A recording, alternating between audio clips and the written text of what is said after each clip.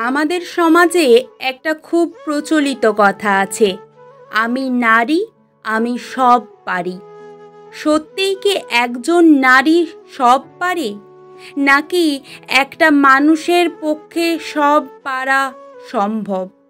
এটা কি আদৌ কোনো প্রশংসাসূচক কথা, নাকি শুধুমাত্র এই সমাজের নারীদের ওপর দায় চাপিয়ে দেওয়ার ছুতো মাত্র?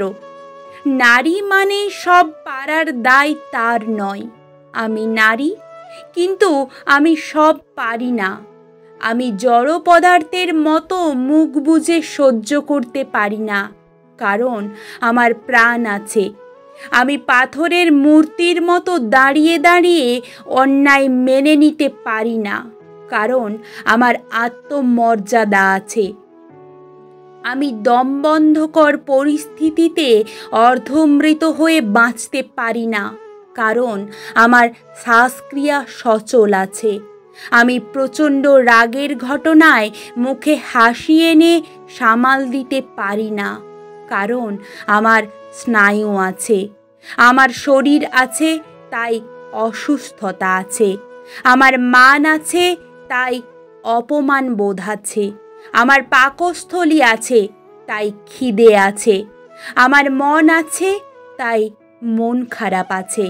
আমার রাগ হয়, যন্ত্রণা হয়, কষ্ট হয়, ঘুম পায়, ব্রেক নিতে ইচ্ছে করে, আলস্য লাগে, অভিমান হয়, নিঃসঙ্গ বিকেল কাটাতে ইচ্ছে করে, একটা দিন কোনো কাজ না করে শুয়ে বসে কাটাতে মন চাই। আমার শখ আছে, আমার আহ্লাদ আছে। আমার আয়নার সামনে দুদণ্ড নিজেকে দেখতে ভালো লাগে। আমাদেরও জীবনে আলোর প্রয়োজন হয়। আমরা নারী, আমাদের ইচ্ছে আছে, অনিচ্ছে আছে, প্রতিবাদ আছে, প্রতিরোধ আছে, ইগো আছে, কান্না আছে, না বলার অধিকার আছে। অর্থাৎ যা যা শারীরিক এবং মানসিক অত্যাবশ্যকীয় বিষয় সবটাই আছে। আমরা নারী, ভগবান অথবা রোবট নই, তাই আমরা সব পারি না। আমাদের যতটুকু সামর্থ্য ঠিক ততটাই পারি। পৃথিবীতে প্রতিটি বস্তুর কিছু লিমিটেশন থাকে, নারীরও আছে।